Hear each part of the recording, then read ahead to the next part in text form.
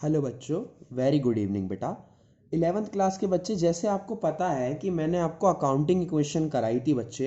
Accounting equation में मैंने आपको खूब सारी टर्म्स के बारे में बता दिया कि जब एक ट्रांजैक्शन होती है तो उसका क्या क्या इफेक्ट पड़ता है, कहाँ कहाँ जाता है। आज बेटा हम नेक्स्ट बात करने जा रहे हैं। जो नेक्स्ट बात हमें करनी है बेटा, आज हम क्वेश्चन करेंगे। एक छोटा सा क्वेश्चन मैंने लिया है, ये वाला 4 एंट्रीज का है। इसके थ्रू मैं आज आपको फॉर्मेट बनाना सिखा दूंगा। फिर नेक्स्ट क्लास से फर्स्ट से लेके क्वेश्चन हम स्टार्ट करेंगे। फिर आपको सीक्वेंस वाइज होमवर्क मिलेगा और काम आपको वैसे ही करना होगा। तो आज बेटा स्टार्ट करते हैं। सॉल्यूशन। देखो, सबसे पहले आपको क्वेश्चन को देखना। आपसे क्वेश्चन में क्या कह रहा है? कह रहा है prepare accounting equation. Accounting equation बनाओ। देखो, अकाउंटिंग इक्वेशन होती क्या है, आपको याद हो तो मैंने आपको बताया था कि कैपिटल प्लस लाइबिलिटीज हमेशा एसेट्स के बराबर होती हैं।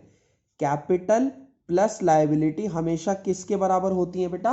एसेट्स के बराबर होती है। ये बात मैंने आपको बताई थी कि कैपिटल एंड लायबिलिटी दोनों एसेट्स के बराबर बेटा होती हैं। ये बात क्लियर है? यानी आपको ये समझना है बेसिकली कि हमें कैपिटल, एसेट्स और मतलब जो कैपिटल और लायबिलिटी का सम है वो एसेट्स के बराबर लाना है। तो इसे करते कैसे हैं? देखो, आपको इफेक्ट आना चाहिए ट्रांजैक्शन का कि हर एक ट्रांजैक्शन का इफेक्ट क्या पड़ता है। लेकिन उसके लिए पहले आपको एक फॉर्मेट बनाना पड़ेगा। फॉर्मेट ऐसे बनेगा बेटा, ये एक लाइन खींचनी है आपको, ठीक है। फिर यहाँ से एक और लाइन खींचनी है बेटा और यहाँ तक लानी है लाइन, ठीक है। फिर उसके बाद यहाँ से एक लाइन और ये इधर कर दो, ठीक है बेटा। तो ये लाइन आपने करी। अब सुनो बात, यहाँ पर आपको लिखना है एक साइड में एसेट्स। क्या लिखना है बेटा? एसेट्स। सामने लिखना है इक्वल्स टू करके, यहां पर लिख देना कैपिटल, यहां पर लिख देना बेटा लायबिलिटीज। बुक में आप देखोगे तो दो मेथड हैं। मैं आपको नेक्स्ट क्लास में दूसरा मेथड भी करा दूंगा, आज मैं आपको इस मेथड से समझा रहा हूं। यहां पर या तो आप ट्रांजेक्शन्स लिख लो या पर्टिकुलर्स लिख लो, जो आपको ठीक लगता है वो लिख लो बेटा। पर्टिकुलर्स या फिर ट्रांजेक्शन्स, कुछ भी लिख लो आप, ठीक है। ये इसका बेसिक फॉर्मेट है, ये अकाउंटिंग इक्वेशन का फॉर्मेट है। इस साइड इक्वेशन चलती है, इस साइड ये चलता है। अब सुनो, सबसे पहले कह रहा है स्टार्टेड बिजनेस विद कैश 10,000। आपको याद होगा, आपको सबसे पहले यहां पर इस साइड लिखनी होंगी बेटा ट्रांजैक्शन। ट्रांजैक्शन क्या है? Started business with cash. किसके साथ स्टार्ट हुआ है बेटा बिजनेस? कैश के साथ। तो स्टार्टेड बिजनेस विद कैश। अब याद करो, कैश क्या होती है बेटा? कैश एक एसेट होती है और एसेट बढ़ रही है। यानी जब स्टार्ट हुआ बिजनेस तो एसेट तो बढ़ ही रही है बेटा। 10,000 इक्वल्स टू कैपिटल भी बढ़ती है जब कैपिटल लगाई है। तो कह रहा है ना स्टार्टेड बिजनेस विद कैश। तो याद करो इसकी एंट्री क्या होती थी? कैश बढ़ेगा और कैपिटल बढ़ेगी, प्लस लाइबिलिटी में कोई फर्क नहीं आया तो इसे जीरो ले लो। क्या ले लो बेटा? जीरो। आई होप आपको समझ आ गया होगा। ये सिंपल तरीका है कि बेटा क्या करना है, यहां ट्रांजेक्शन लिखो, यहां एसेट और कैपिटल वगैरह का फर्क देखना, जिस पे भी इफेक्ट पड़ेगा। Next entry, rent paid 1,000। तो पहले वो ही यहां पर लिखो ट्रांजेक्शन रेंट पेड। रेंट क्या हुआ है बेटा? पेड। याद करो, रेंट पेड होने से क्या होता है? कैश कम होता है और क्या होता है बेटा? कैपिटल भी कम होती है। क्योंकि तो देखो, जब माइनस करोगे तो आप हमेशा ब्रैकेट में रखोगे। किस में रखोगे? ब्रैकेट में। 1,000 माइनस करना है और 1,000 ही कैपिटल में से माइनस करना है, प्लस यहां तो कुछ हुआ ही नहीं तो प्लस जीरो। अब मेरी बात सुनो, जब बेटा आपकी ट्रांजैक्शन, पहली ट्रांजैक्शन के बाद आपको यह काम नहीं करना, न्यू इक्वेशन बनानी होगी। अब आपको एक क्या बनानी होगी? New equation. क्योंकि अब प्लस माइनस हो गया है ना बेटा कुछ, तो याद रखना सिर्फ पहली ट्रांजैक्शन के बाद न्यू इक्वेशन नहीं बनती, उसके बाद हर बार न्यू इक्वेशन बनती है। तो न्यू इक्वेशन कैसे बनाते हैं? आप इसको ऐसे बंद कर दो इतने पार्ट को और यहां पर लिखो न्यू इक्वेशन। क्या लिखो बेटा? New equation. न्यू इक्वेशन कैसे? 10,000 में से 1,000 गए थे, कितना बचा था बेटा? 9,000 बचा था। इस सामने इधर देखो, यहां पे भी 10,000 में से 1,000 गए, 9,000 बचा, प्लस जीरो। न्यू इक्वेशन का मतलब क्या है? जब भी कोई इफेक्ट पड़ा बेटा तो उसके बाद दोनों साइड हमारी बराबर आनी चाहिए, यानी एसेट बराबर आनी चाहिए कैपिटल प्लस लायबिलिटी के। अगर ये बराबर नहीं आ रही तो इसका मतलब हमने कहीं ना कहीं गलती कर दी है। और फिर न्यू इक्वेशन के बाद फिर से वही अगली एंट्री क्या है बेटा? Salary outstanding. तो याद करो, सैलरी आउटस्टैंडिंग से क्या होता है? लायबिलिटी बढ़ जाती है और कैपिटल में से ये वाला खर्चा माइनस हो जाता है। तो क्या करेंगे बेटा? Salary outstanding. एसेट में तो कुछ हुआ ही नहीं तो एसेट में तो जीरो। इधर क्या हुआ बेटा?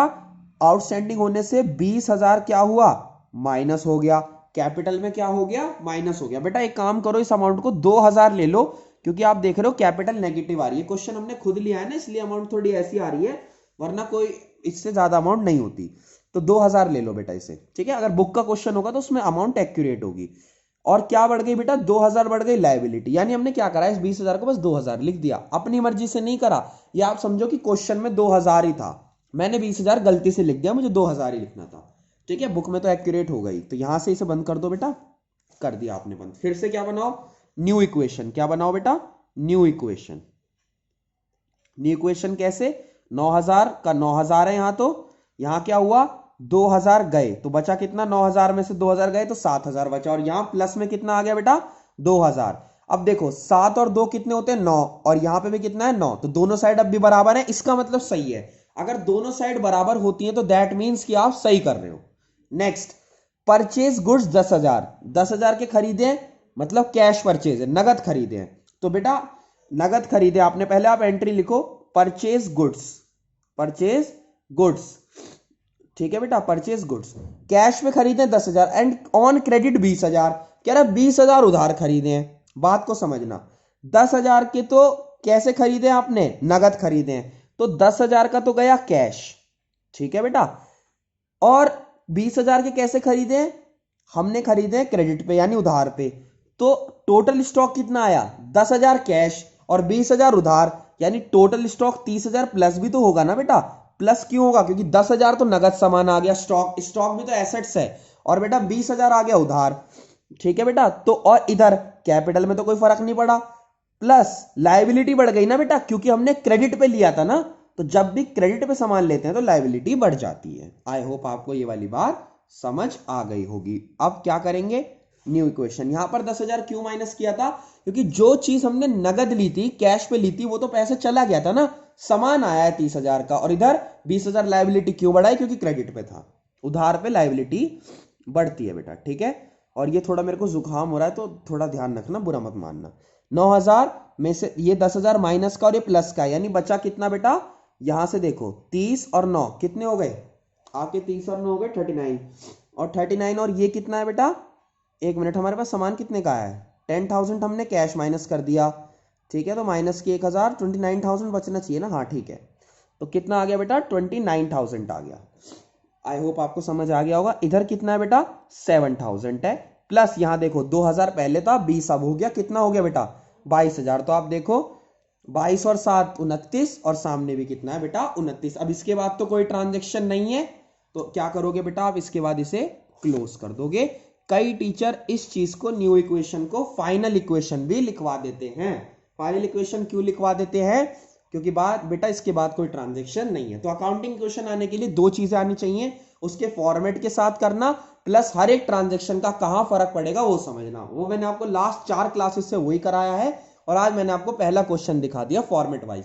तो इसे अपने हाथ से करके देख लो, जो दिक्कत आती है मुझसे पूछ लेना। थैंक यू सो मच बेटा, बाय बाय।